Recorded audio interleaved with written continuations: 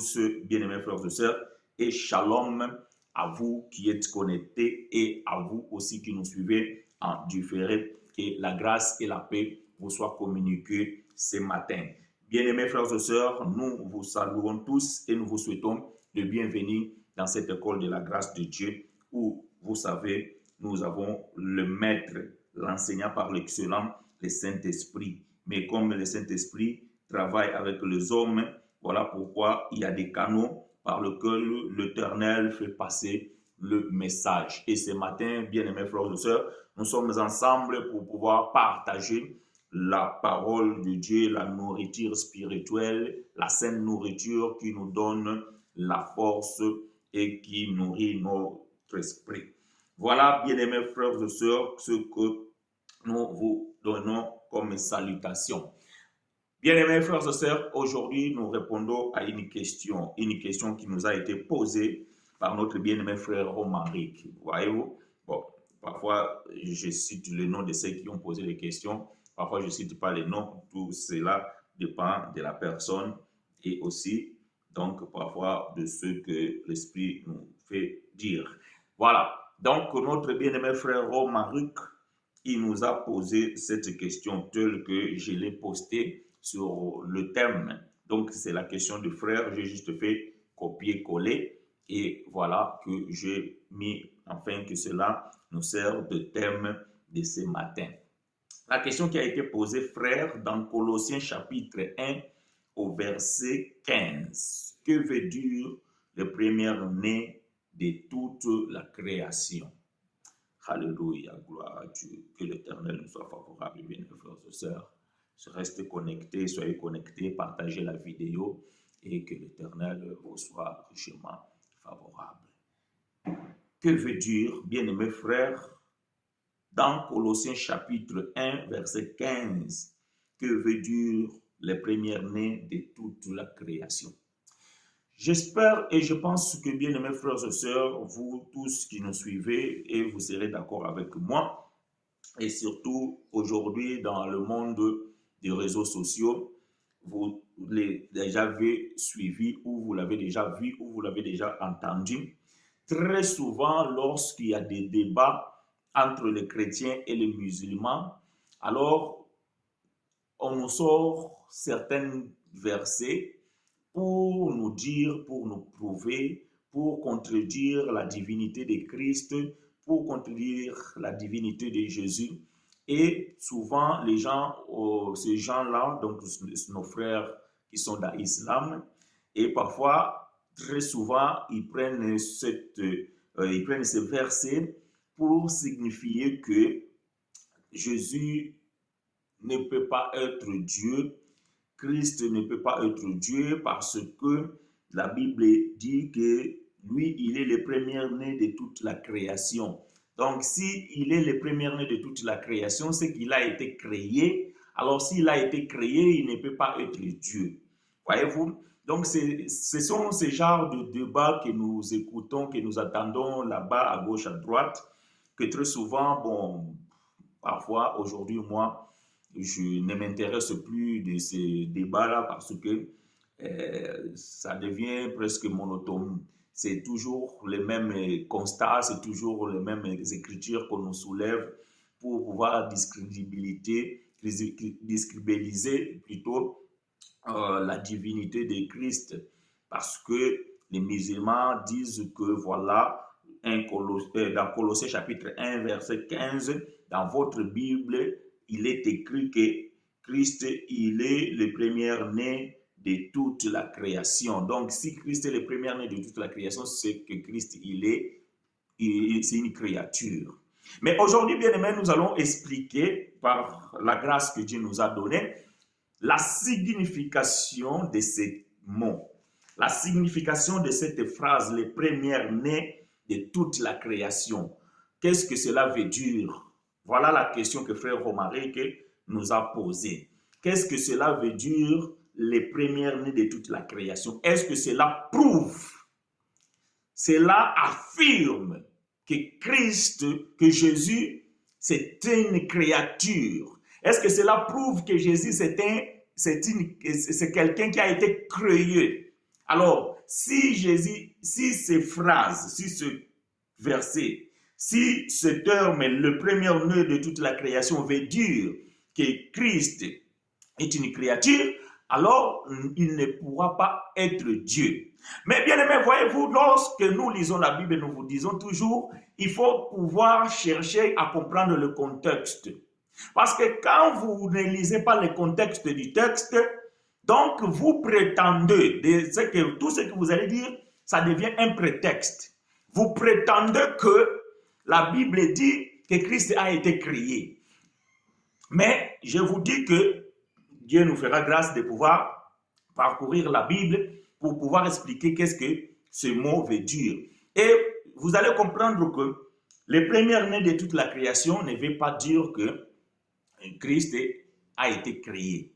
Non, cela ne veut pas dire ça. Alors, frères chinois, que veut dire cela? Que veut dire alors les premières nées de toute la création? Donc, les premières nées de toute la création, c'est ce que nous allons expliquer. Maintenant, nous allons prendre le texte dans son contexte. Comprenons une chose. Colossiens chapitre 1, verset 15. OK? Aidez-moi à écrire ces choses, bien aimés frères et sœurs. Colossiens chapitre 1, verset 15. Je lis pour vous et avec vous. Il est l'image du Dieu invisible, les premières nées de toute la création. Il est l'image du Dieu invisible et les premières nées de toute la création. Ah. Donc, bien aimés frères et sœurs, nous comprenons ici que Jésus, il est l'image du Dieu invisible.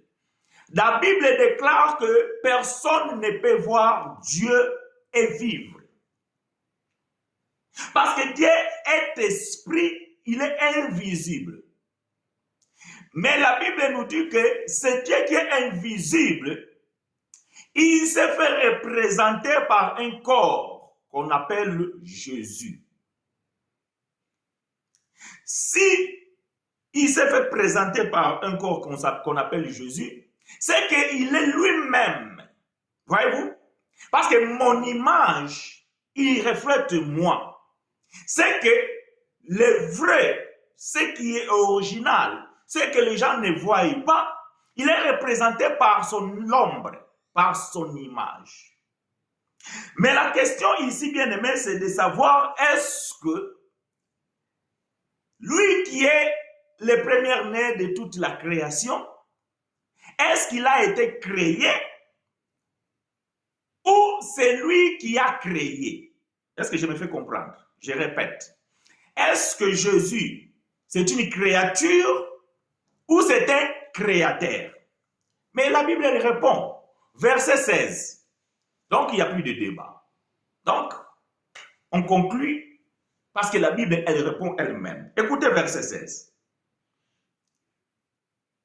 Car en lui ont été créées toutes les choses qui sont dans le ciel et sur la terre, les visibles et les invisibles, trône, dignité, domination, autorité.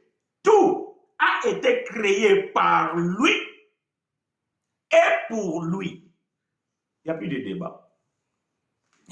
Il n'y a plus de débat. Donc, Jésus ne peut pas être une créature. Bon, frères chinois, ça nous avons compris. Maintenant, que veut dire alors les premières nées de toute la création? Ah, c'est ça la question.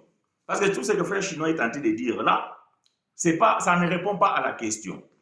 C'est juste que frère chinois, il est tenté de nous exhorter ou de nous éclairer par rapport à certains débats existants dans les forums des débats ou dans des débats contradictoires. Mais la question que frère chinois doit répondre aujourd'hui, qu'est-ce que veut dire le premier-né de toute la création? Est-ce que cela veut dire que Christ a été créé? La réponse est non, parce que le verset 16 vient de répondre à cette question. Donc déjà là, nous mettons croix. Nous les barrons. Ça veut dire que le premier-né de toute la création ne veut pas dire que Christ a été créé. Parce que personne ne peut, en fait, une voiture ne peut pas se créer elle-même. Voyez-vous? Un téléphone ne peut pas se fabriquer lui-même. C'est qu'il y a un qui a fabriqué le téléphone.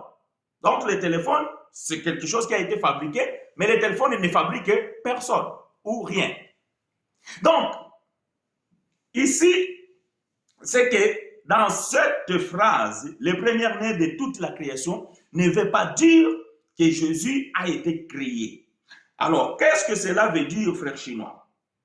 C'est vrai que, bien aimés frères et sœurs, cette expression, bien cette phrase, peut prêter à confusion, mais nous allons donner l'explication.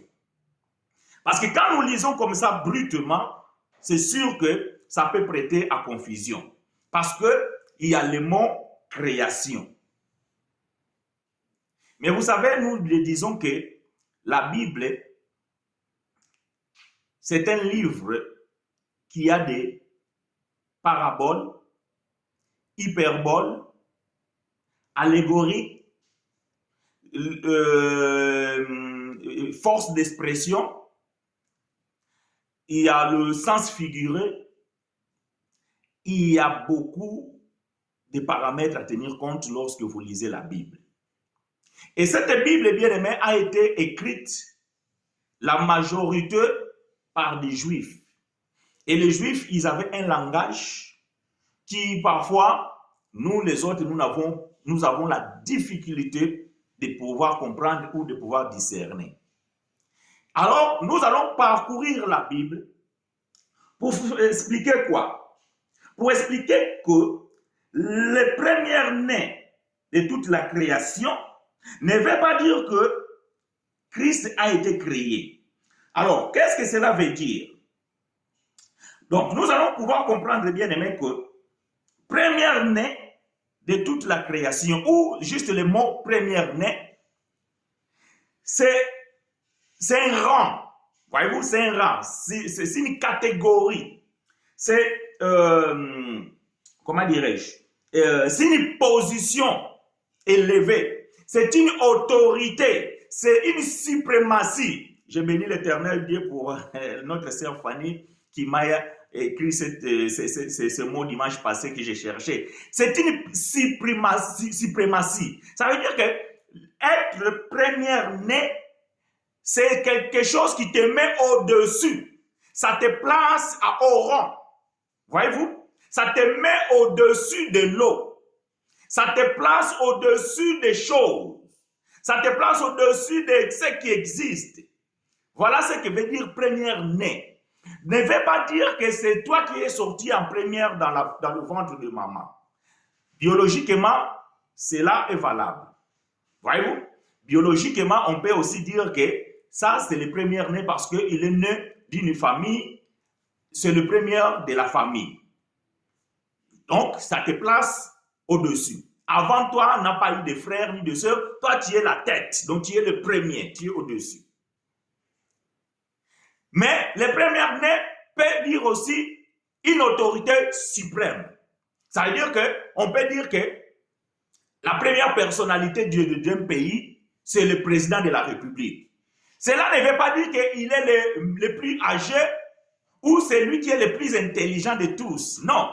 Mais de fait qu'il reçoit cette fonction suprême, donc on peut le dire que c'est un premier-né. Voyez-vous? Donc le premier-né, c'est une suprématie. C'est une autorité suprême. C'est quelque chose qui est au-dessus. C'est quelque chose qui est placé plus haut. Et nous allons pouvoir donner les Écritures. Vous allez voir que la Bible, elle va pouvoir nous confirmer ces choses que nous sommes en train de dire ici.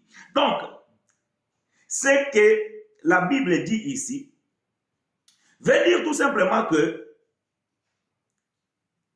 celui qui est au-dessus, C'est lui qui est placé au plus haut des sommets. C'est lui qui a l'autorité. Remarquez que nous allons prendre une écriture dans Psaume. Psaume 89, verset 27. Alors, faites attention avec Psaume. Je vous ai toujours dit que parfois, quand je peux citer un verset ici, dans le Psaume, dans ta Bible, ça peut être avant ou ça peut être après. Cela dépend de la Bible que tu as et cela dépend de la version dont moi j'utilise. Donc, dans la version que moi je vais utiliser ici, il se trouve dans Psaume 89, verset 27. Peut-être dans ta version, il se peut que c'est 88 ou 90. Peut-être c'est 27 ou peut-être c'est 28. Donc ça, c'est pas moi. C'est ceux qui nous ont traduit les Bibles et qui nous ont mis dans cette confusion. Mais voilà, nous tenons quand même à pouvoir expliquer cela. Donc nous allons prendre ce psaume. Permets-moi que j'aille les chercher. Psaume 89. Psaume 89. Verset 27. OK? Je lis pour vous. Psaume de David. Verset 27. Psaume 89, verset 27. Il dit ceci. Et moi, je ferai de lui les premiers-nés, les plus élevés des rois de la terre. Voyez-vous? Je ferai de lui les premiers-nés. Et les premiers-nés veut dire que le plus élevé des rois de la terre. Alors, quand nous prenons ces psaumes ici-là, voyez-vous, quand nous prenons ces psaumes ici-là, nous comprenons ici, bien aimé, que il s'agit de David. Mais, bien que on parle ici de David, symboliquement, c'est David. Mais prophétiquement, c'est Jésus. Voyez-vous? Parce que l'ancienne alliance ou l'ancien testament, c'est l'ombre. Ok, c'est l'ombre. Et nous vous disons que ces gens-là, ils ont vécu, très souvent, ça reflète le corps qui est Jésus. Donc, symboliquement, ici, c'est David. Mais prophétiquement, nous savons que c'est Christ. Parce que c'est lui qui est le roi élevé. Mais prenons d'abord symboliquement qui est David. Est-ce que David était le premier-né de sa famille? Non. David n'était pas le premier-né de la famille. Au contraire, David était le petit dernier, le petit oublié dans la brousse, l'éleveur de moutons.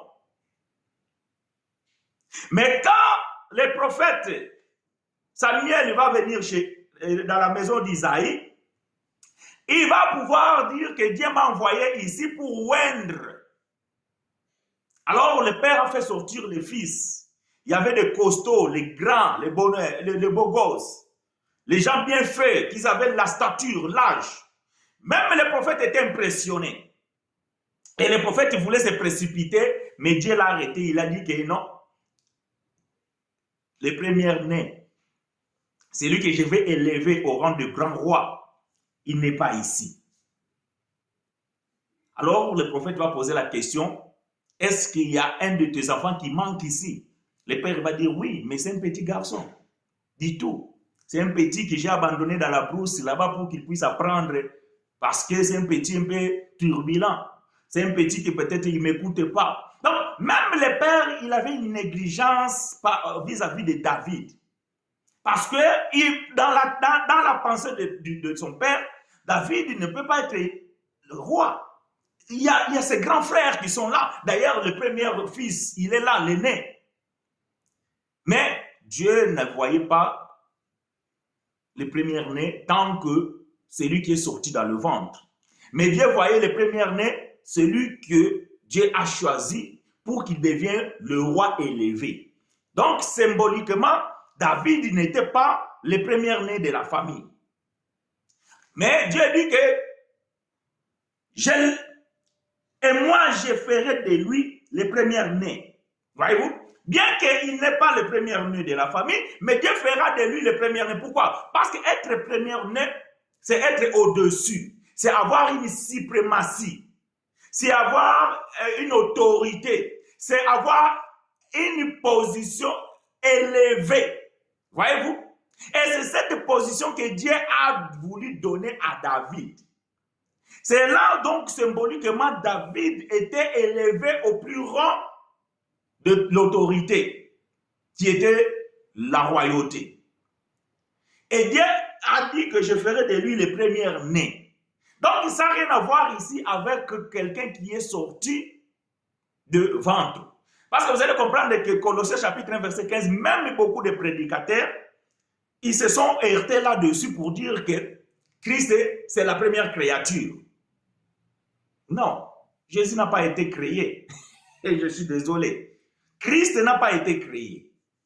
C'est lui qui est le créateur. Donc, quand les prédicateurs prennent Colossiens chapitre 1 pour dire que, voilà, Christ est la première créature, ceux qui n'ont pas compris, n'ont pas eu la révélation de la parole de Dieu ou la révélation de l'évangile. Paul n'était pas fou. Paul, il est monté au 3e ciel. Paul savait ce qu'il écrivait. Malheureusement, ceux qui lisent Paul, ils ont un problème. Allons voir frère Pierre. 2 Pierre chapitre 3. Vous allez voir ce que Pierre dit ici. Et ça, c'est la maladie qui se trouve dans beaucoup de serviteurs qui sont aujourd'hui dans le monde ou bien sur cette terre. Prenons 2 Pierre chapitre 3, versets 15 et 16. 2 Pierre chapitre 3, versets 15 à 16. Bien-aimé frère Pierre dit ceci. Je lis pour vous et avec vous. Croyez que la patience de notre Seigneur est notre salut, et votre salut. Comme notre bien-aimé frère Paul vous l'a aussi écrit selon la sagesse qui lui a été donnée. C'est que Paul, comme lui-même il le témoigne, l'évangile que je vous prêche, je ne l'ai appris ni d'un homme. Voyez-vous? Ni d'un homme. Cette connaissance, cette excellence, connaissance de Christ que Paul avait, il ne l'a pas appris d'un homme. Même frère Pierre confirme. Selon la sagesse qui lui a été donnée. C'est ce qu'il fait dans toutes les lettres où il parle de ces choses. Quelles sont ces choses? L'excellence connaissance de Christ. Comme dans l'école, il y a des points difficiles à comprendre. Ça veut dire que Paul, ce qu'il écrit, même les pasteurs, parfois ils ont du mal à comprendre ce que Paul a écrit. Et alors Pierre dit que dans les personnes ignorantes et mal affermies, voyez-vous, bien qu'ils sont des serviteurs, bien qu'ils sont des pasteurs, mais ils sont des ignorants. Ils ignorent quoi? Ils ignorent l'excellence connaissance de Christ. Parce que quand il y a l'excellence connaissance de Christ, tu dois connaître ces choses. Tu dois savoir qui est Christ. Voyez-vous? Et Pierre continue pour dire que mal affermi tord le sens comme celui des autres écritures pour leur propre ruine. Voilà. Colossiens chapitre 1 verset 15. Il est l'image de Dieu invisible, le premier-né de toute la création. Et quand toi tu prends cette écriture, tu dis voilà, Jésus-Christ, c'est la première créature de Dieu. Tu as tordu le sens. Ce n'est pas ce que Paul voulait dire. Non. Paul ne voulait pas dire ça. Paul voulait dire qu'il est élevé. Il est le roi de rois. Il est au-dessus. Il a la suprématie. Il a l'autorité. Et au-dessus de lui, il n'y a point d'autre. Parce que c'est lui qui a reçu le rang le plus élevé. Donc, ne confondez pas les premiers-nés avec l'aîné de ta famille. Ton premier enfant, toi, tu l'appelles, ça, c'est mon premier-né. Oui, biologiquement, on est d'accord. Ton enfant, tu as mis le premier enfant que tu as mis au monde, tu peux présenter aux gens, ça, c'est mon premier-né. Biologiquement, oui. Mais si tu prends cette expression que tu attribues à ton fils et que tu le compares avec Jésus, là, tu as tordu l'écriture. Parce que ce mot-là ne signifie pas simplement le premier-né biologiquement. Signifie aussi d'autres choses. Et c'est ce que la Bible nous aide aujourd'hui à pouvoir comprendre que l'expression première-né dans la Bible ne veut toujours pas dire celui qui est sorti en première dans le ventre. Ne veut pas toujours dire celui qui a été d'abord le premier créé. Non, parce que le verset 16 contredit cette thèse. Donc, verset 16 vient de contredire cette pensée. Donc, vous ne pouvez pas penser de cette manière-là, parce que c'est une manière erronée. Voyez-vous? Donc, quand Dieu dit dans Psaume 89, que nous venons de lire, que « Et moi, je ferai de lui, le premier-né, le plus élevé des rois de la terre. » Donc, à ce moment-là, David, nous comprenons qu'il n'était pas l'aîné de ses frères. Mais Dieu lui a donné cette place d'honneur. Voyez-vous? Dieu l'a donné cette place honorifique. Il a honoré David. Il a mis David au plus haut de ses frères. Et il a pris le titre de premier-né.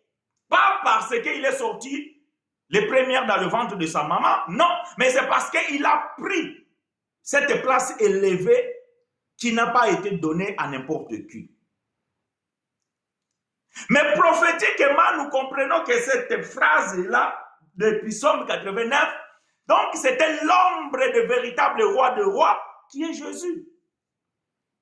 Qui est le premier-né de toute la création. Donc, je veux dire tout simplement que lui, c'est le roi de rois. C'est lui l'autorité suprême. Voyez-vous? C'est lui qui a toute l'autorité de ce monde. Bon, certains disent que non. Ce monde, l'autorité de ce monde est soumise à Satan. Vous avez un problème sérieux, c'est que quand vous lisez la Bible, vous ne savez même pas démarquer le temps. Vous avez un problème de chronologie. Aujourd'hui, dans la grâce, dans la nouvelle alliance, vous ne pouvez pas affirmer cela, que le pouvoir de ce monde est donné au diable. Non, parce que la Bible confirme que lorsque Christ est mort, il est allé prêcher dans le sépulcre et il est allé récupérer la clé de la Bible. Donc, ça veut dire qu'il a récupéré le pouvoir que l'homme avait perdu. C'est le pouvoir que les gens pensent que c'est le diable qui l'a, mais Christ l'a récupéré. Aujourd'hui, donc, les premières nées de la création, ça veut dire que le roi suprême, il n'y a qu'un seul. Le roi des rois. Le seigneur des seigneurs. Le tout-puissant. C'est lui qui est au-dessus. C'est ça. Mais nous allons pouvoir poursuivre pour pouvoir comprendre bien ces choses. Remarquez, Exode chapitre 4.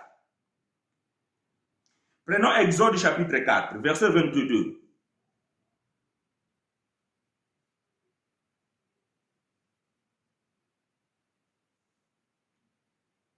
Exode chapitre 4, verset 22. Écrivez-moi ces choses, bien mes frères et sœurs. Je lis pour vous et avec vous. Exode chapitre 4, verset 22. Je lis pour vous.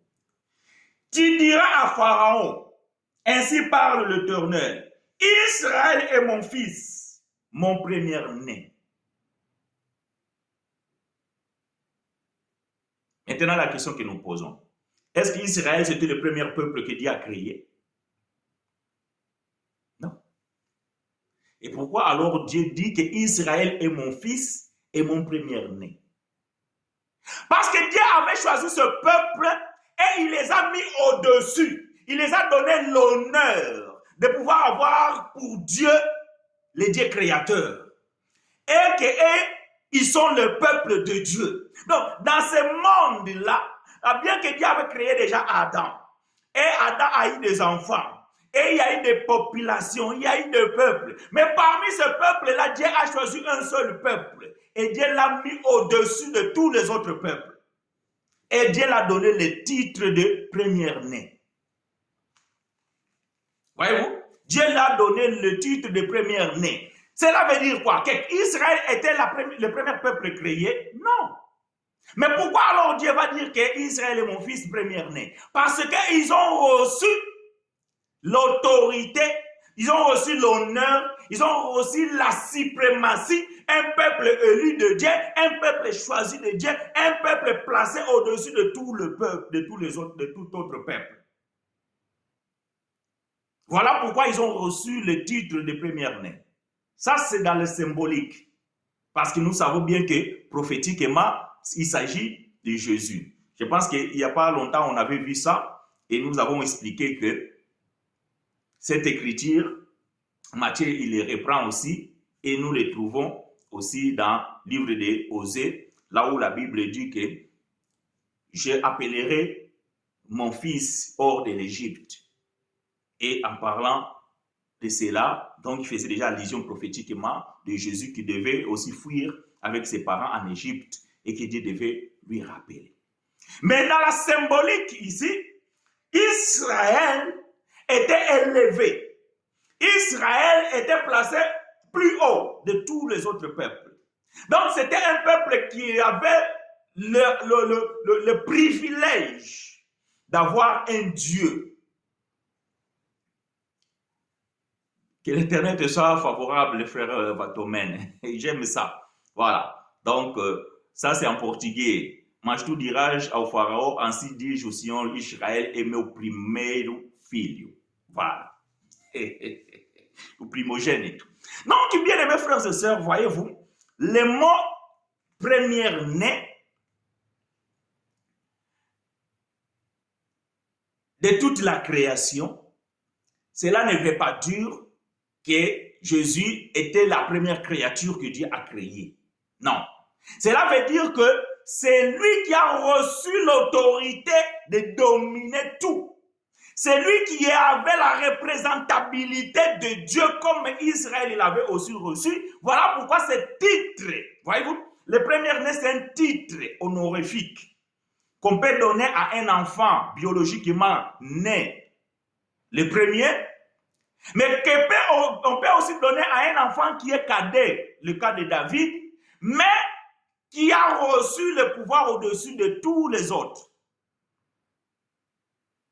Et on lui donne le titre de premier-né. Mais cela ne veut pas dire que c'est lui qui est venu le premier dans le monde. Cela ne veut pas dire que c'est lui la première créature. Non, parce que Jésus, la Bible dit dans verset 16 de Colossiens 1, c'est lui qui est le créateur. Donc, il ne peut pas se créer lui-même. J'aime la Bible. Donc, quand vous lisez Paul, ainsi que aussi d'autres écritures, si vous n'avez pas la révélation, alors taisez-vous. Laissez les gens qui sont mandatés pour expliquer ces choses. Autrement, vous allez nous expliquer des bêtises et vous allez nous conduire dans l'erreur parce que vous êtes des ignorants et vous êtes mal affermis. Esdras dit ceci: je me suis appliqué à étudier la loi de Dieu avant de l'enseigner. Aujourd'hui, les gens se précipitent de devenir des enseignants, mais ils n'ont pas été instruits par le Saint-Esprit. Parce que nous avons vu ça dimanche, que Jésus a promis que je vous enverrai l'Esprit de la vérité, il vous enseignera toutes choses. Donc, quand toi tu prétends être appelé à enseigner, rassure-toi que tu es enseigné déjà. Rassure-toi que toi tu es déjà enseigné. Minha questão apóstolo chinois Makangilo aqui, Exode 4:22, Cristo é representado como Israel diante de Faraó. Ah, Gloire à Dieu. J'ai traduit la question en français. Donc, frère dit, ma question, apôtre chinois, ici, dans Exode 4, 22, Christ est représenté comme Israël devant Pharaon. Voilà.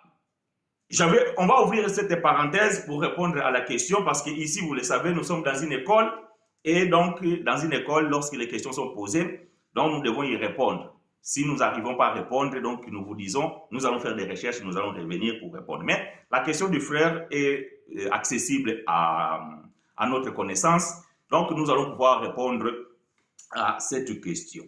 Donc, ici, comme nous venons de dire que Israël, c'est l'image de Christ qui a été le premier-né.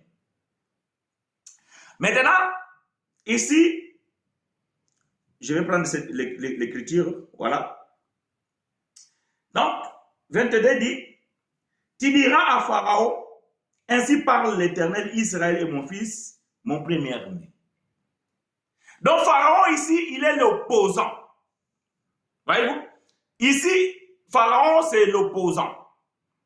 Mais attention, quand nous disons que Pharaon ici, c'est l'opposant, ce n'est pas directement nous allons voir un diable. Parce que vous devez comprendre une chose, je l'ai toujours dit ça. Le diable n'est pas l'égal à Christ. Parce que moi, j'attends souvent des prédicateurs dire que le diable, c'est l'ennemi de Jésus, c'est l'adversaire. Jésus n'a pas d'adversaire. Jésus n'a pas d'adversaire. Parce que quand vous dites que Jésus a d'adversaire, c'est qu'un adversaire, c'est quelqu'un qui est égal à toi et que vous pouvez vous confronter. Jésus n'a pas d'égal. Jésus n'a pas d'adversaire. Donc, ici, l'opposition de Pharaon, ici, nous pouvons prendre ça comme la loi. Voyez-vous? Comme la loi. Parce que c'est lui qui a empêché Jésus de pouvoir expliquer des choses, Jésus de pouvoir révéler des choses. C'était quelle autorité? C'était les pharisiens. Or, les pharisiens, ils avaient le pouvoir qu'ils obtenaient par rapport à la loi. Et voilà pourquoi, à chaque fois, quand vous lisez la Bible dans les livres historiques comme Matthieu, Marc, Luc et Jean, à chaque fois qu'on venait confronter le Jésus par les pharisiens, on disait Moïse a dit. Moïse a dit, ça veut dire que la loi a dit. Et toi, qu'est-ce que tu as dit? Donc, l'opposant qui était face à Jésus, c'était la loi. Donc, ici, Pharaon, il est représenté comme cette force que les pharisiens avaient. Donc, nous sommes dans le symbolique. Faites attention. Parce que l'image, ce n'est pas l'exactitude de la chose. Hébreux chapitre 10, verset 1 à 2. La loi était l'ombre, mais pas l'exacte représentation des choses.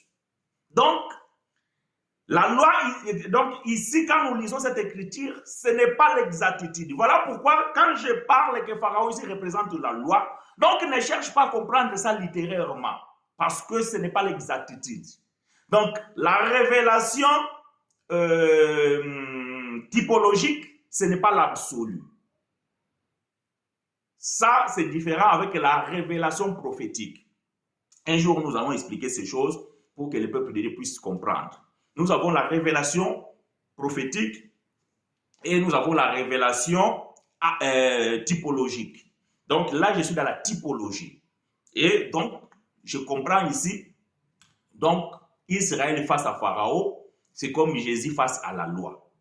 Est-ce qu'on peut se comprendre? Bon, s'il y a encore plus de questions, mon frère Vato, tu peux m'appeler et nous allons développer ces choses afin que nous ne puissions pas perdre le temps là-dessus. Mais Dieu voulant, un jour, nous allons pouvoir faire un enseignement là-dessus pour pouvoir expliquer. Je pense qu'on a déjà essayé de parler de ces choses sur un enseignement intitulé « Les 4 langages ». Voyez-vous, on avait parlé des 4 langages, parler en prophétie, en révélation, en doctrine et en connaissance. Et là, nous avons essayé de développer un peu cet aspect-là de comment comprendre la Bible. Que l'Éternel te soit favorable, mon bien-aimé frère Vatomène.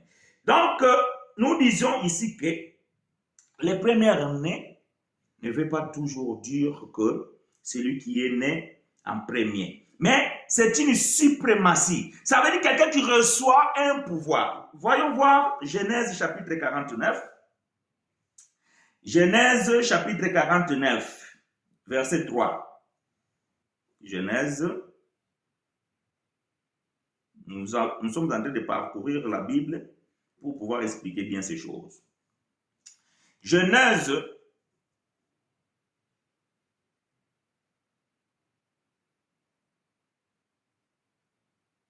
chapitre 49. Ici, ceux qui lisent la Bible, le chapitre 49 de Genèse, c'est lorsque Jacob a réuni ses enfants avant de mourir et qui est en train de pouvoir communiquer l'héritage spirituel à chacun de ses enfants. Et nous allons ici juste prendre le verset 3 pour pouvoir expliquer ce que nous sommes en train de dire ici. Et cela va pouvoir nous aider. Nous disons ceci. Genèse chapitre 49, verset 3. Ruben, toi, mon premier-né, ma force est les prémices de ma vigueur, supérieure en dignité et supérieure en puissance. Voyez-vous, les premiers-nés veut dire supérieur en dignité et supérieur en puissance. Voilà ce que Jacob dit à son fils Ruben. Donc, le titre de première-né veut dire aussi une prééminence. C'est-à-dire que quelqu'un qui a la prééminence, quelqu'un qui a une dignité supérieure, quelqu'un qui a une puissance supérieure.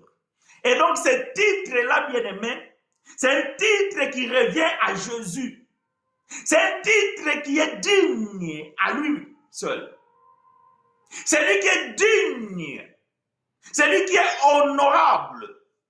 C'est lui qui a la puissance suprême. Au-dessus de lui, il n'y a que sa couronne de gloire. Au-dessus de lui, il n'y a aucun autre pouvoir. Voilà la suprématie que Christ a. Et voilà pourquoi ce titre de premier-né lui a été attribué. Voilà pourquoi Paul le qualifie étant le premier-né de toute la création. Ça veut dire que dans ce qui existe sur la terre, il est au-dessus. Il est au-dessus. Dans la dignité, la puissance, la prééminence, c'est lui. Il n'y en a point d'autre. Ruben, toi mon premier-né, ma force est les prémices de ma vigueur. Supérieur en dignité et supérieur en puissance. Symboliquement ici, Jacob, père de Ruben, prophétiquement c'est Dieu. Et Ruben, qui est le fils de Jacob, symboliquement, prophétiquement c'est Jésus. Attention, je parle ici prophétiquement. Donc, ne prenez pas les choses avec la philosophie, essayez de faire des mathématiques, de calculs pour faire sortir un résultat qui n'est pas l'absolu. Attention, très important. Parce que, vous savez, il y a des gens qui nous suivent, ils cherchent toujours les mots que nous avons utilisés pour essayer de faire le jeu des mots, pour dire, frère, mais tu as dit ici, mais ces mots en français. Attention, il y a des moments que je parle français prophétique. Que l'Éternel vous soit favorable, bien mes frères et sœurs. Donc, nous comprenons comprenons ici, bien aimé, que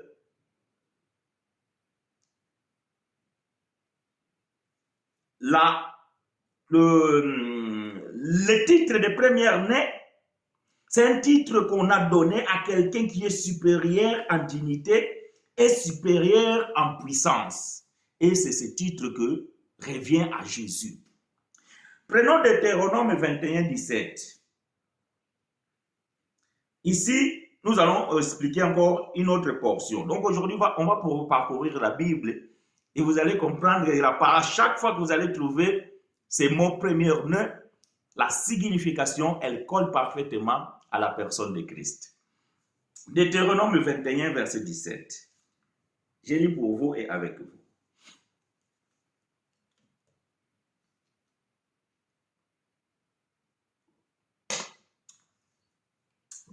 Deutéronome chapitre 21, verset 17, je lis pour vous et avec vous. Il reconnaîtra pour première-né les fils de la femme qu'il n'aime pas. Elle lui donnera une double portion de tout ce qu'il possède. Donc, nous comprenons ici que le premier-né, il reçoit une bénédiction spéciale. Il reçoit le double part. Voyez-vous? Voilà pourquoi la Bible dit que Jésus, il a reçu l'onction sans mesure.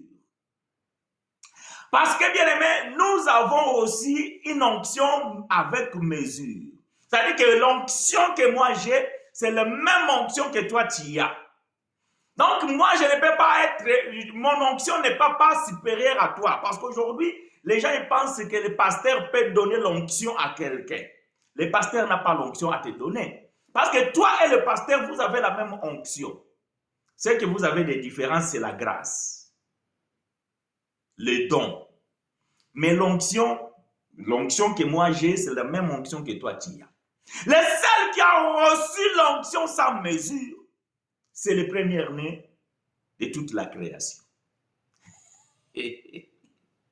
Donc, ici, Deutéronome dit que le premier-né, fils de la femme qu'il n'aime pas, il lui donnera une double portion de tout ce qu'il possède. Ça veut dire que l'héritier de toutes choses. Voilà pourquoi la Bible dit que Christ, il est l'héritier. Donc, quand on parle de l'héritage là, ne veut pas dire parce que Jésus est le premier fils de Dieu. Non, c'est qu'il a reçu la bénédiction spéciale. C'est lui qui est le dépôt de notre bénédiction. Voilà pourquoi notre bénédiction à nous dépend de lui, selon ce que frère Paul dit dans Éphésiens chapitre 1 verset 3. Béni soit le Dieu de notre Père, le Dieu le Père de notre Seigneur Jésus-Christ, qui nous a bénis de toutes sortes de bénédictions dans les lieux spirituels en Jésus-Christ. Parce que c'est lui qui a reçu la totalité et après il nous distribue. Le premier-né, voilà dans la famille, donc moi je suis l'aîné, donc c'est que le père a laissé, donc je reçois tout et je commence à distribuer. Donc toi tu reçois ça, toi tu reçois ça, toi tu reçois ça, mais celui qui redistribue, c'est moi. C'est ça, être premier-né. C'est recevoir cet honneur, cette place, cette supériorité, cet héritier suprême, c'est lui qui a reçu la bénédiction spéciale. Et après, il déverse aux autres. Donc, voyez-vous bien aimé, les premiers-nés, c'est toujours accompagné d'une superlative qui veut expliquer la supériorité, la suprématie, la prééminence, l'autorité, les rangs élevés. Voyez-vous? Donc là, nous comprenons que le premier-né ne veut pas dire être né la première personne dans le ventre. Biologiquement, oui, mais cela n'est pas toujours vrai. Les premiers-nés de la création ne veut pas dire que parce qu'il a été créé les premiers. Non. Sur la terre, parce qu'on dit les premiers-nés de toute la création. Par rapport aux les êtres humains, les premiers à être créés, ce n'est même pas Adam. Parmi les êtres vivants, ce n'est même pas Adam. C'est les animaux. Ouais, même l'homme a été créé après les animaux. Donc, comprenez que cela ne veut pas dire ça. Prenons Exode chapitre 13.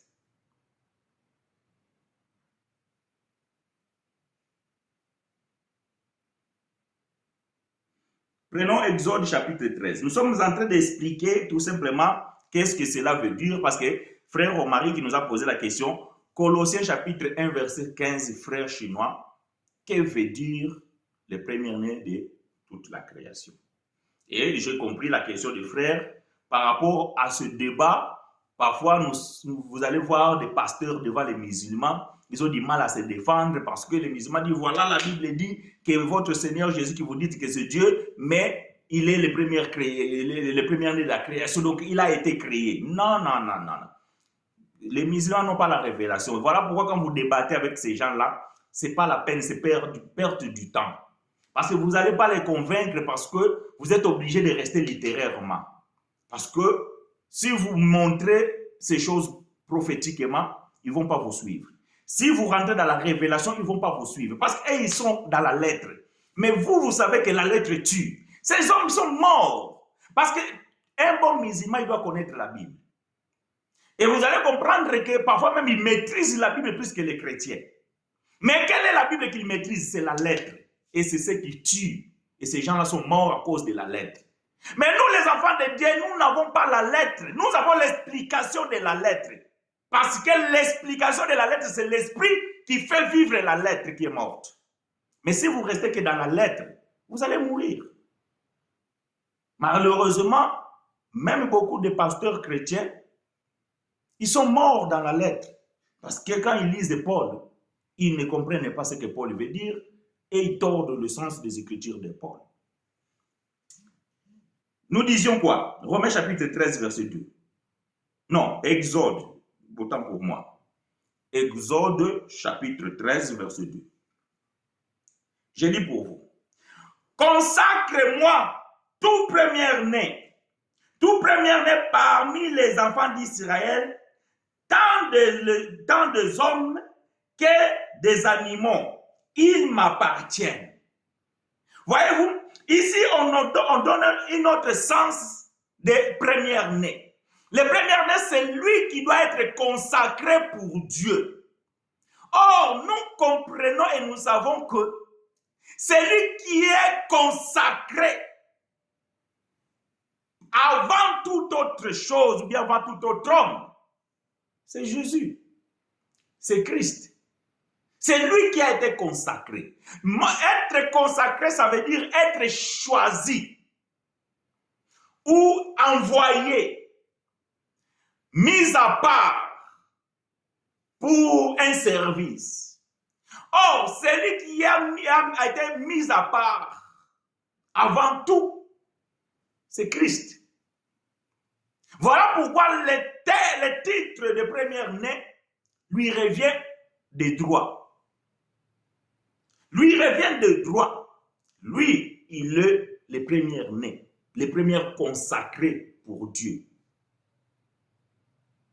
Il dira à ses disciples, lorsqu'il va faire sa prière, il dira à son Père, tel que tu m'as envoyé, moi aussi je les envoie. Cela veut dire quoi? Tel que tu m'as consacré, moi aussi leur consacre.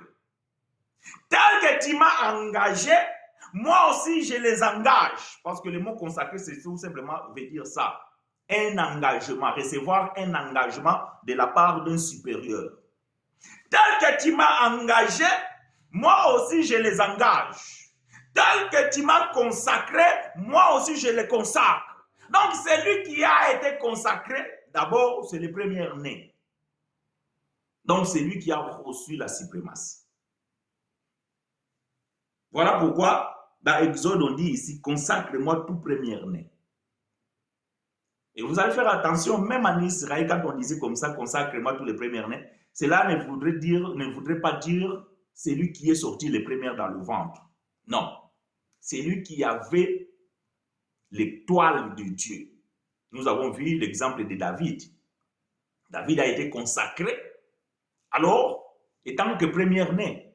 Mais nous avons vu que David n'était pas le premier-né de la famille, mais il était celui que Dieu avait choisi. Et il a le titre honorifique d'être appelé le premier-né. C'est-à-dire que c'est lui que Dieu a mis un signe. C'est lui que Dieu a choisi. C'est lui qui a le titre de la prééminence. On est d'accord?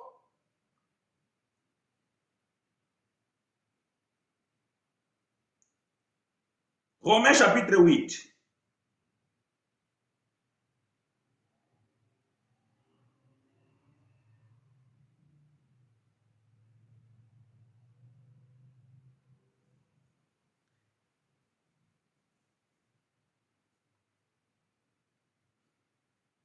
Prenons Romains chapitre 8, verset 29. Romains chapitre 8, verset 29. Je lis pour vous et avec vous. Car, Romains chapitre 8, verset 29. Car, ceux qu'il a connus d'avance, il les a aussi prédestinés à être semblables à l'image de son Fils. Enfin, que son Fils soit le premier-né parmi plusieurs frères. Voyez-vous? Ceux qu'il a connus d'avance, il les a aussi prédestinés à être semblables à l'image de son Fils, afin que son Fils soit le premier-né parmi plusieurs frères. Donc, dans la famille spirituelle, nous avons les premiers-nés, c'est-à-dire que les grands frères de la famille, c'est Jésus. Voyez-vous, dans cette famille fraternelle, cette famille spirituelle qui est l'Église, qui est le corps, voilà pourquoi Paul va dire que c'est lui qui est la tête. Nous avons parlé de ça l'autre fois, quand on a parlé de « tu seras la tête, non la queue ». Paul dit que c'est lui qui est la tête de son corps qui est l'Église. Donc l'Église c'est une famille spirituelle entre des frères et sœurs. Mais c'est lui qui est le premier-né, donc c'est lui qui a la supériorité. Voilà pourquoi même votre pasteur, même moi frère chinois, je ne suis pas au-dessus de vous. Non. Non, non, non, non. Je suis un instrument. Voyez-vous? Je suis un membre dans le corps. Je fais une fonction. Donc la main ne peut pas dire que c'est lui qui commande la tête. La main, il n'est pas plus grand que la jambe. Le bras n'est pas le plus grand que mon oreille. Mon oreille ne peut pas dépasser la tête. Chacun a son rang. Et au-dessus de ce rang, il y a celui qui a le rang suprême, qui est la tête, qui est Christ. Voilà pourquoi il est le premier-né de la famille. Notre grand frère, notre aîné dans la famille spirituelle, c'est lui. C'est lui qui a les titres. C'est lui qui a ces titres honorifiques de premier-né. Dans la famille de Dieu. C'est lui. Voilà pourquoi ici Paul nous dit que car ceux qu'il a connus d'avance, il les a aussi prédestinés à être semblables à l'image de son Fils, afin que son fils soit le premier. Non, c'est lui qui doit être. Pas moi, pas toi, pas le même pasteur. Oh, le pasteur là, lui, il y a ça danger. Non. Ah, ce pasteur-là, vraiment, donc il est le plus grand pasteur de l'Afrique. Le plus grand pasteur de l'Afrique, le jour où lui va mourir. Donc c'est fini, l'Afrique n'aura plus de pasteur. Lui, le plus grand pasteur des États-Unis, le jour où il va mourir, les États-Unis n'aura plus de grands pasteurs. Les plus grands pasteurs de tout le temps, les bergers de brebis, c'est Jésus. Le plus grand apôtre de tout le temps, c'est Jésus. Voilà pourquoi j'aime frère Paul. Frère Paul, il dit qu'il a fait les uns comme des apôtres, les autres comme des pasteurs, les autres comme des évangélistes, les autres comme des prophètes, les autres comme des apôtres. Pourquoi comme? Parce que les comme, c'est la comparaison. C'est qu'on compare des choses. Tu es comme, mais tu n'es pas lui. Hier, on a rencontré un frère. Il m'a dit que je ressemble à mon frère. Oui, mais je ne suis pas lui. Donc, il est comme moi, mais il n'est pas moi. Voyez-vous? Donc, nous sommes comme. Moi, je suis comme un apôtre. Mais l'apôtre, c'est Jésus, l'envoyé. Toi, tu as le don ministériel doctoral. Tu es comme un docteur, parce que le vrai docteur, c'est lui. Toi, tu as le don pastoral. Tu es comme un pasteur. Parce que le véritable pasteur, c'est lui. Parce que c'est lui qui est le premier-né. C'est lui qui a le titre de premier-né. Toi, tu ne peux pas avoir ce titre. Ce titre, on te l'a donné lorsque tu es à lui. Lorsque tu es avec lui, c'est que nous allons voir à travers les Écritures que nous aussi, étant que les enfants de Dieu, nous avons aussi les titres honorifiques de première-né par rapport à ce monde sur la terre que nous vivons. Nous avons aussi la suprématie sur les esprits, sur des choses qui peuvent exister dans le monde. Mais au-dessus de nous, il y a lui, et au-dessus de lui, il n'y a personne d'autre. Voilà pourquoi lui, il a la supériorité de ces choses. Et donc, voyez-vous, ici, on nous dit que Dieu a fait de sorte que tous ceux qui sont des prédestinés, qu'ils soient semblables à l'image de son Fils, et que son Fils étant le premier-né, et nous sommes ses frères. Voilà pourquoi c'est lui qui est la tête de l'Église. Prenons Hébreu. Prenons Hébreu. Prenons Hébreu. Prenons Hébreu chapitre 12. Non, prenons Hébreu chapitre 1. Prenons Hébreu chapitre 1, verset 6.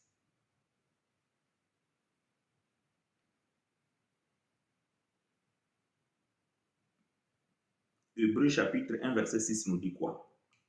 Je vais pouvoir lire pour vous et avec vous.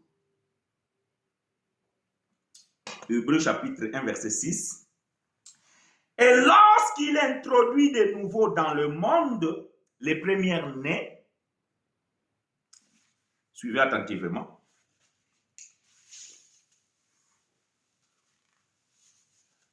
Nous sommes dans le livre de Hébreu, chapitre 1, verset 6. Et lorsqu'il introduit de nouveau dans le monde les premiers-nés, il dit que tous les anges de Dieu l'adorent. Les premiers-nés, c'est lui qui mérite l'adoration.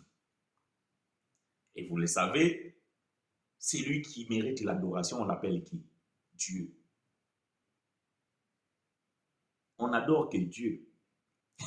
Vous voyez, parfois les gens font des débats parce qu'ils veulent lire noir sur blanc dans la lettre que Christ est Dieu.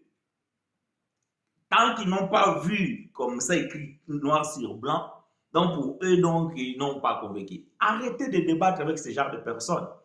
Parce que la Bible, pour le comprendre, il faut aussi que tu puisses avoir l'oreille circoncis. Et la plupart de ces gens-là n'ont pas l'oreille circoncis. Donc, ils ne peuvent pas écouter un autre langage si ce n'est que le langage littéraire. Voyez-vous? Et ils écoutent que le langage littéraire. Mais le langage révélatrice, le langage prophétique, ils ne peuvent pas écouter parce que l'oreille physique ne peut pas écouter le langage révélatrice ni prophétique. Il faut écouter avec l'oreille du cœur. Il faut voir avec l'œil du cœur. Voilà pourquoi Paul prie afin que les yeux de vos cœurs s'illuminent. C'est que le cœur a des yeux, c'est que le cœur a la bouche, c'est que le cœur a des oreilles. Maintenant, si ton oreille spirituelle n'est pas circoncis, si l'oreille de ton cœur n'est pas circoncis, si l'œil de ton cœur n'est pas illuminé, tu ne peux pas comprendre ces choses. Parce que tu vas rester sur la lettre. Et la lettre, c'est un article physique. Et que tu vas lire littérairement. Et tu vas rester là. Et ça, c'est un défaut. Mais nous avons, nous, l'œil du cœur qui est illuminé, l'oreille circoncis, et nous pouvons comprendre ces choses. Et la Bible dit ici, et lorsqu'il a introduit de nouveau dans le monde le premier-né, il dit que tous les anges de Dieu l'adorent. Voyez-vous? Pourquoi? Parce que Jésus, il a reçu les rangs les plus élevés de la divinité. Voyez-vous? Il a reçu le rang le plus élevé de la divinité messianique. C'est-à-dire que l'onction, c'est lui qui a reçu cela. Et voilà pourquoi les 24 veillards, ils se prosternent devant lui. Voilà pourquoi les anges l'adorent. Voilà pourquoi nous l'adorons. Parce que c'est lui qui a reçu la suprématie, les premiers-nés. Ce n'est pas parce qu'il a été créé le premier, non. C'est parce qu'il a reçu ce titre-là, qui veut dire être au-dessus, être élevé. Donc, être le roi de rois, le seigneur de seigneurs. C'est comme ça que vous devez comprendre ça. Vous ne restez pas littérairement, non. Les premiers-nés de la création veut dire que c'est la première créature qui a été créée. Non. Parce que quand vous lisez comme ça l'écriture de Paul, donc vous les tordez de sens. Parce que lui-même, Paul, dans cette écriture, il donne l'explication au verset 16. Donc Paul n'était pas un fumeur de chanvre. Voyez-vous, Paul ne se droguait pas. Et Paul n'avait pas encore la maladie d'Alzheimer.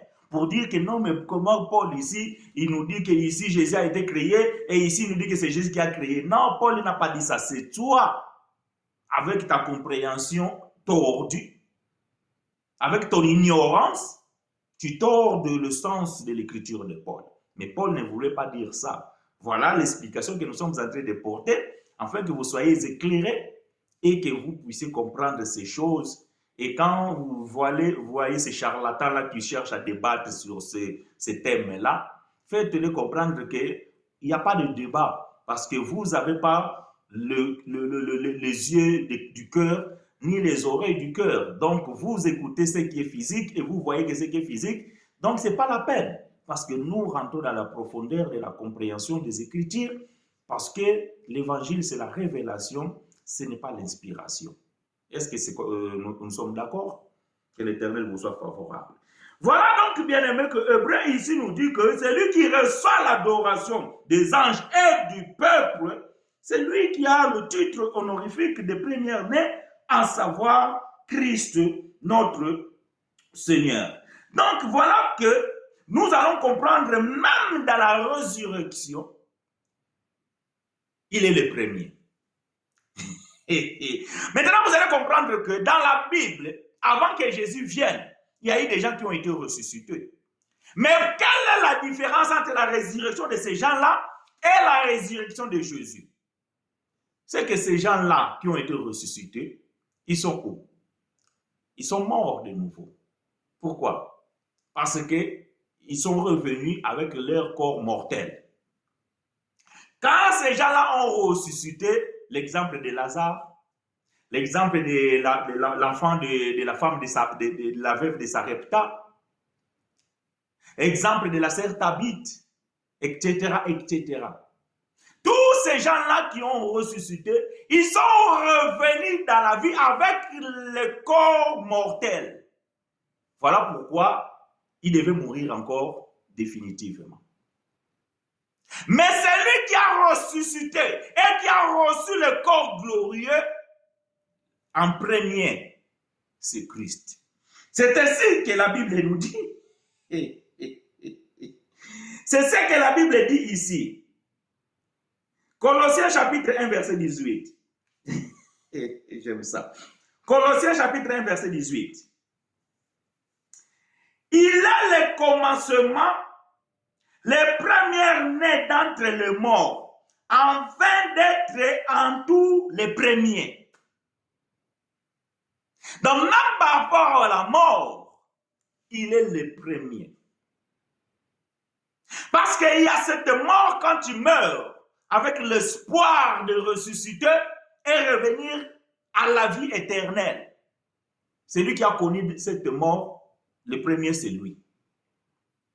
Parce qu'il y a la mort que quand quelqu'un meurt et qu'il ressuscite, avec le corps mortel, il va mourir encore. Mais lui, il est revenu à la vie et il a reçu le corps glorieux, il est monté au ciel.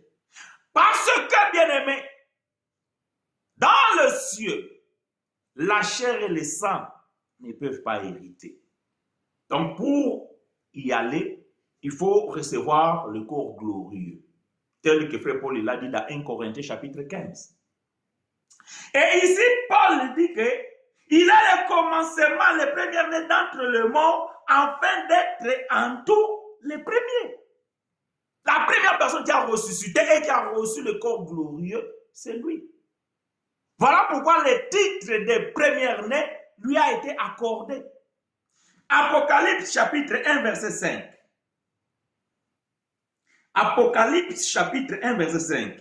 Frère Chinois, on va finir la Bible là aujourd'hui. Oui, on va parcourir la Bible.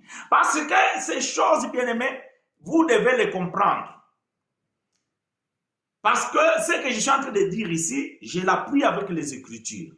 Pour pouvoir convaincre à quelqu'un que première-né de la création ne veut pas dire que c'est lui qui a été créé le premier. Non, c'est un titre que quelqu'un peut recevoir et qui reçoit une supériorité où il reçoit un privilège. Voyez-vous?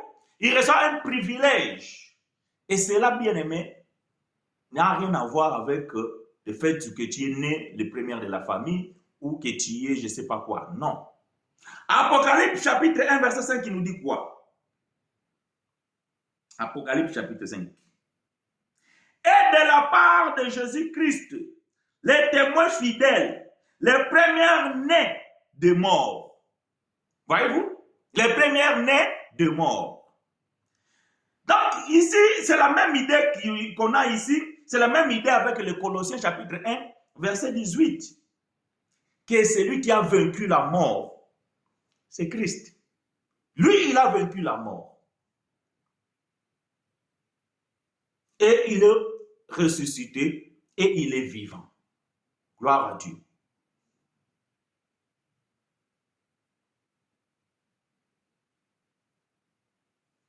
Mohamed est mort. Il est toujours mort. Kimbangu, il est mort. Il est toujours mort. Branham, il est mort. Il est toujours mort. Je ne sais pas qui d'autre que vous pouvez connaître. Ils sont tous morts. Et ils sont toujours morts. Vous ne pouvez pas les comparer avec n'importe quel prophète. Attention. Frère Chinois, ne vient pas de dire que Abraham n'était pas prophète. Non. Frère Chinois ne vient pas de dire que Kimbangu n'était pas prophète. Non. Frère Chinois ne vient pas de dire que Mohamed n'était pas prophète. Non, je n'ai pas dit ça.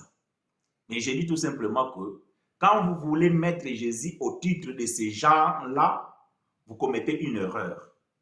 Parce qu'il n'était pas un prophète comme les autres. Lui, il était le premier-né. Donc, en recevant ce titre-là, donc il est au-dessus. Et c'est lui qui a connu la première résurrection, les premiers rangs de ressuscité. Et il est monté avec le corps glorieux. Il a reçu le corps qui le permet de pouvoir s'y trouver dans l'atmosphère. Et ce corps-là, voilà pourquoi que les disciples, ils étaient réunis, la porte fermée et Jésus est rentré. Parce que ce corps-là n'a pas besoin de barrières. En fait, il n'y a rien qui peut s'opposer à ce corps-là. Il n'y a aucune barrière, il n'y a aucun mur qui peut empêcher ce corps-là de pénétrer. Parce que c'est un corps glorieux. Et il est rentré.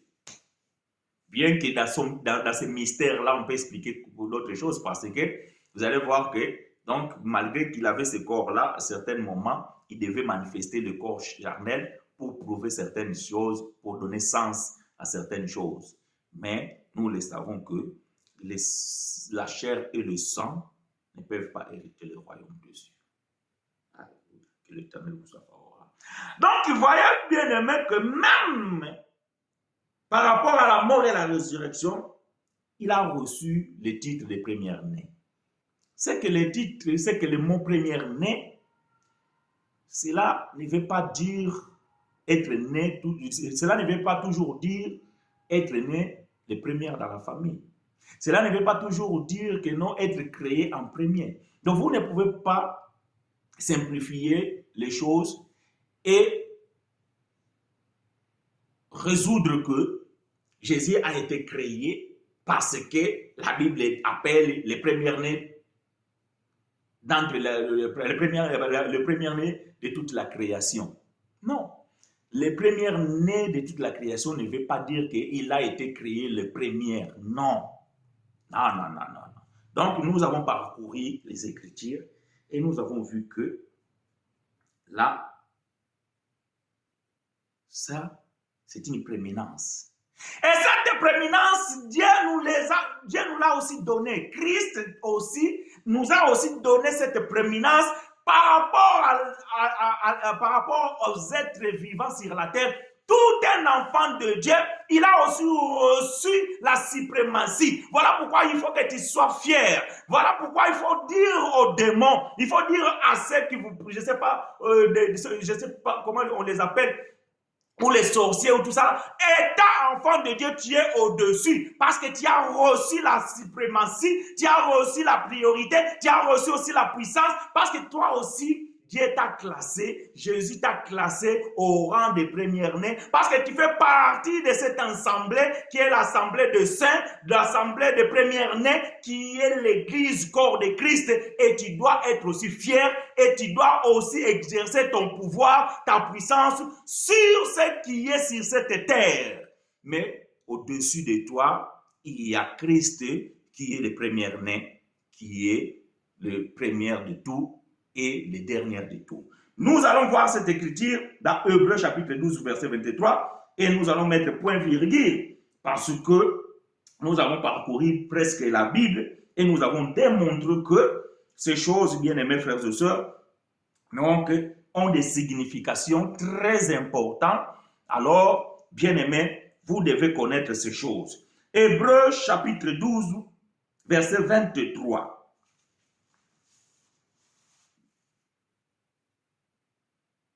Hébreux 12, 23. Vous allez voir qu'étant des héritiers, parce que la Bible dit que nous sommes des co-héritiers avec Christ. Donc, si nous sommes des co-héritiers avec Christ, et tant que lui, il est le premier-né, nous aussi, donc, nous avons aussi cette bénédiction, cette suprématie, mais pas sur lui, mais sur les démons, sur les ennemis et sur ceux qui peut-être peuvent exister sur la terre. Et la Bible nous confirme ici dans le livre de Hébreux, chapitre 12, verset 23.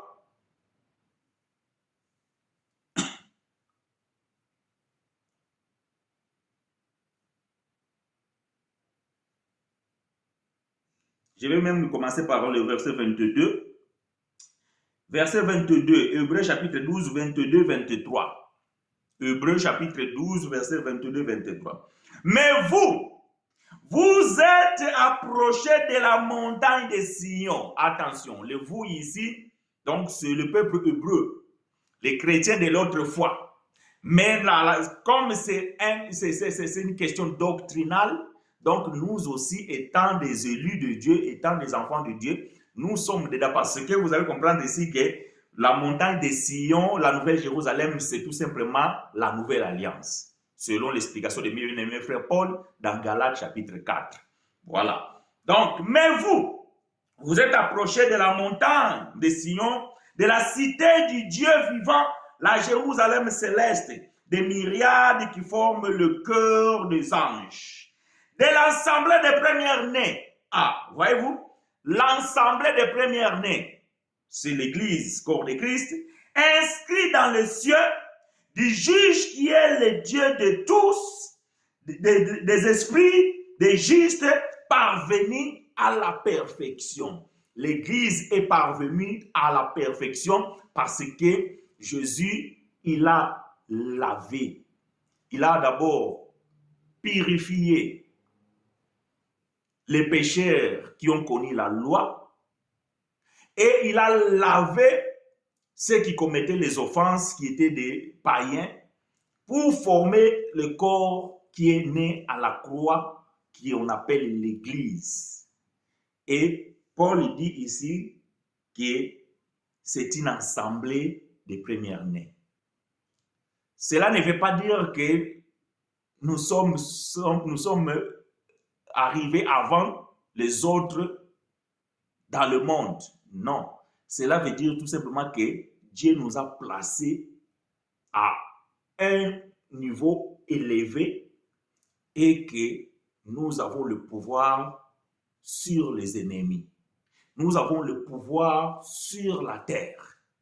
Donc, quand tu connais ton rang, quand tu connais ta position, c'est comme dans une famille. Quand tu sais que toi, tu es l'aîné, quand tu sais que toi, tu es l'héritier, les premières, quand tu sais que donc, tu vas savoir la valeur, l'importance. Et c'est la même chose, bien aimés frères et sœurs, nous avons cette supériorité sur les ennemis, sur les esprits mauvais dans ce monde que nous vivons. Spirituellement, bien aimés, nous sommes forts. Spirituellement, donc même si le combat s'élève, donc tu seras toujours plus que le vainqueur parce que tu as été placé en haut et à un rang élevé étant le premier-né. Donc, dans cette assemblée, la Bible nous dit, nous aussi, nous formons l'assemblée des premiers-nés. Donc, le mot premier-né de toute la création attribuée à Jésus, cela ne veut pas dire qu'il a été créé en première. Non. Alors, bien-aimés frères et sœurs, je reprends cette écriture de Colossiens chapitre 1, nous allons lire du verset 15 jusqu'au verset 20 et avant de pouvoir mettre point virgule. Colossiens chapitre 1, verset 15 à 20. Je vais lire pour vous et avec vous. Que l'Éternel nous soit favorable. Il est l'image du Dieu invisible, le premier-né de toute la création. Quand vous lisez Hébreux chapitre 2, verset 14, la Bible dit, comme les enfants participent de la chair et du sang, lui aussi, il a participé du sang et de la chair, afin de mourir et que par sa mort, il vaincut celui qui a le pouvoir de donner la mort, à savoir le diable. Bien que le diable est là, nous avons déjà expliqué là, attention, le diable qu'on parle est là, c'est la loi de Moïse. Donc, Hébreux chapitre 2, verset 14. Donc, Dieu étant esprit, pour ôter les péchés dans le monde, parce que la loi dit que Moïse avait ordonné pour enlever le fait étranger parmi le peuple, celui qui a commis cela doit mourir. Comme ça, vous allez éradiquer ces mâles-là parmi le peuple. Et Dieu ne peut pas contredire sa propre loi parce que Jésus est venu pour accomplir toute la loi. Et Dieu s'est dit que, étant lui-même l'instigateur de la loi, donc il faut que j'aille maintenant revêtir un corps afin de mourir pour pouvoir ôter le péché. Et la force du péché, c'est la loi.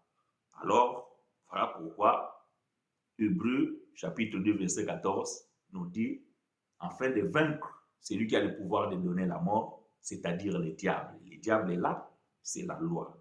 Nous avons déjà expliqué ces choses. Verset 16. Car en lui qui? Christ, ont été créées toutes les choses qui sont dans les cieux et sur la terre, les visibles et les invisibles, les trônes, les dignités, les dominations, autorités, tout a été créé par lui et pour lui. Voilà pourquoi il a les titres de premier-né, qui veut dire tout simplement supérieur. C'est lui qui est au-dessus de tout. C'est lui qui contrôle tout. Parce que c'est lui qui a créé. Voyez-vous? Il n'est pas comme l'homme. Parce que les hommes, parfois, ils créent des choses et après, ils perdent le contrôle. Voyez-vous? Il y a des accidents des hélicoptères, les accidents des avions, les accidents des voitures. L'homme, il a perdu le contrôle de l'avion et l'avion a crashé. L'homme, il a perdu le contrôle de la voiture a crashé. Mais lui, il perd le contrôle de rien. Il contrôle toutes choses. Voyez-vous? Lui, il ne peut pas perdre le contrôle de quoi que ce soit et de qui que ce soit. Parce que c'est lui qui a tout maîtrisé. C'est lui qui a tout créé. Et lui n'a pas été créé. Et tout a été créé par lui et pour lui. Il est avant toute chose. Et toute chose subsiste en lui. S'il est avant toute chose, c'est qu'il n'a pas été créé. Si c'est lui qui a fait toute chose, c'est que c'est lui qui a créé. Est-ce que vous comprenez?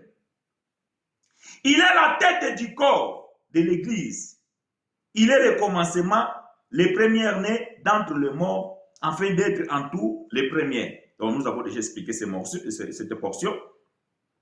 Car Dieu a voulu que toute plénitude habita en lui. Toute la plénitude, ce n'est pas une portion, toute la plénitude. Ça veut dire que Dieu qui est esprit est rentré dans un corps qu'on appelle Jésus. Voyez-vous? Dieu qui est esprit est rentré dans un corps qu'on appelle Jésus. Voilà pourquoi quand je dis à ces gens, quand vous faites des débats, vous faites des débats sans queue ni tête. On te pose la question, est-ce que Jésus est Dieu? La réponse est non. Jésus était fils de Dieu, Christ est Dieu. Ah, frère chinois, on n'a pas compris. Ah bon? Jésus était fils de Dieu. Parce que ce Jésus-là n'existe plus. Voyez-vous? Parce que Jésus, c'est le corps. Et ce corps mortel est mort. La Bible déclare, il est écrit dans votre loi, Christ demeure éternellement. Christ, c'est l'onction, c'est l'esprit qui était dans Jésus. Et c'est ce qui est Dieu. C'est l'esprit qui est rentré dans l'homme. Donc, en réalité, dans l'homme, Job dit, en réalité, dans l'homme, c'est l'esprit.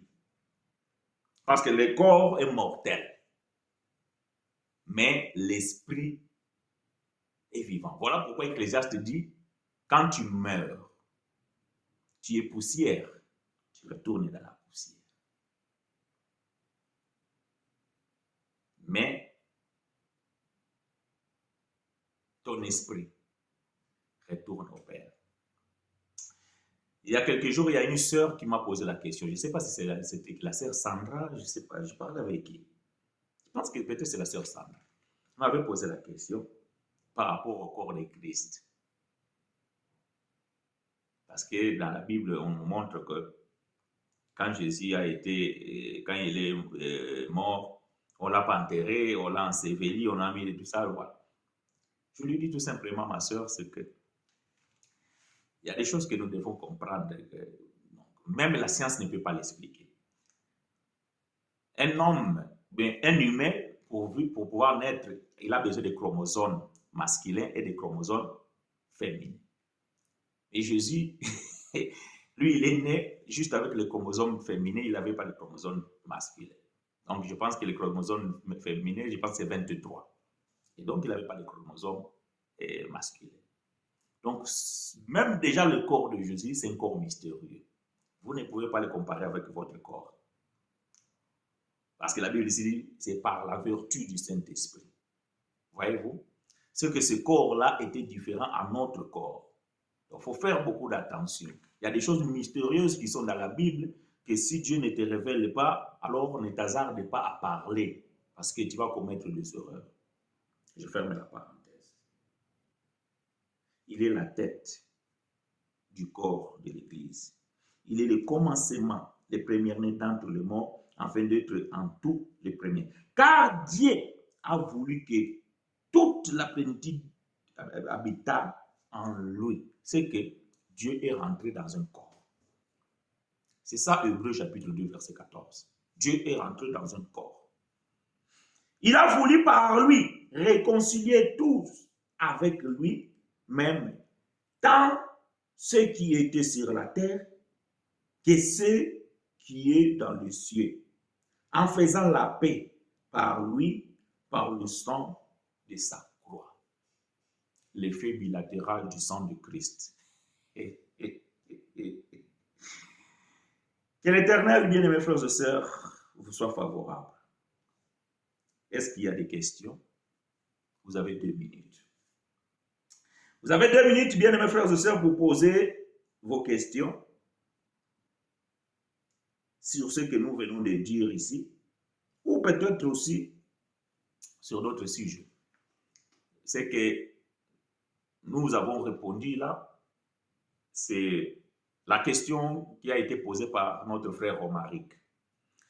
Vous aussi, si vous avez des points qui semblent être flous ou qui voulaient recevoir l'éclairage, l'éclaircissement, vous pouvez aussi sur WhatsApp, message, enfin, le contact que vous avez de moi, et vous m'écrivez que frère, voilà,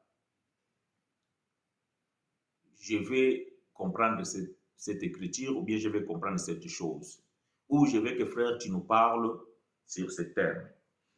Donc, et ce que je fais, je prends toujours les mêmes, je prends toutes les questions et je réponds selon aussi ce que Dieu me donne à comprendre et à pouvoir expliquer. Il y a certaines questions jusqu'à aujourd'hui que je n'ai pas répondu. C'est parce que même moi aussi, je ne suis pas encore bien éclairé là-dessus. Alors, je ne peux pas venir ici avec la philosophie.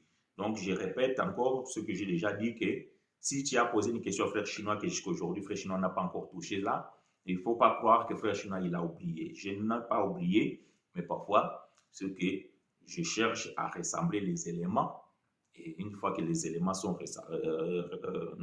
rassemblés, donc on vient et on vous dit. Quand c'est des questions que nous avons déjà une connaissance, cela est plus facile pour nous et nous venons, donc nous répondons à la question. Quand donc, nous devons aussi faire des recherches, donc nous devons aussi faire parce que nous n'avons pas l'absolu.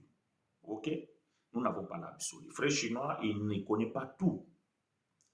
Je suis un apprenti comme vous aussi, parce que je suis un élève dans cette école de la grâce.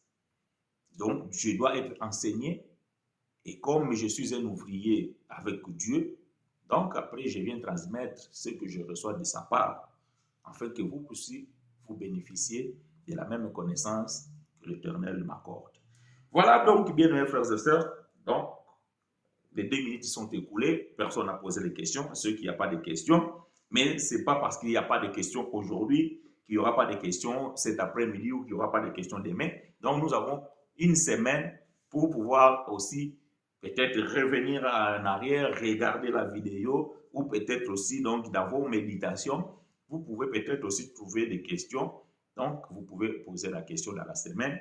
Cela, bien aimé, est quelque chose de bien qui nous édifie à pouvoir comprendre ces choses. Parce que les enfants de Dieu, vous devez grandir. Nous devons croître dans la connaissance. Parce que dans ce monde que nous vivons aujourd'hui, il y a beaucoup de pervers. Voyez-vous, il n'y a qu'un seul évangile. Malheureusement, il y a des gens qui veulent tordre, qui veulent pervertir l'évangile de Christ et avec des fausses doctrines. Alors, bien aimés, nous devons nous armer afin de pouvoir combattre et nous défendre contre ces fausses doctrines et des enseignements qui peuvent nous égarer. Alors, bien aimés frères et sœurs, que l'Éternel Dieu de gloire vous soit richement favorable. Nous allons prier afin de prendre congé de vous. Que la gloire de Dieu soit continuellement avec nous. Prions Dieu que l'Éternel fasse grâce là où tu es chez toi, donc tu pries. Si tu as des déclarations à faire, donc tu fais des déclarations. Si tu as des actions de grâce à présenter à Dieu, donc tu fais la prière d'action de grâce. Donc vous êtes libre, bien-aimé, de pouvoir prier selon ce qui vient naître de votre cœur. Bien-aimés frères et sœurs, que l'Éternel Dieu vous soit richement favorable et passez une bonne semaine. Pour ceux qui ont l'habitude de partager la vidéo, partagez la vidéo. Et pour ceux qui ont besoin de s'entretenir avec moi, donc voilà, vous pouvez m'appeler, bien que ça fait 2 semaines que j'étais trop pris, mais cette semaine, donc je pense que j'aurai un peu plus de temps favorable, donc alors n'hésitez pas si vous avez besoin que nous puissions nous entretenir, donc voilà, vous m'appelez et nous allons pouvoir partager autour des Écritures ou aussi dans d'autres préoccupations de la vie.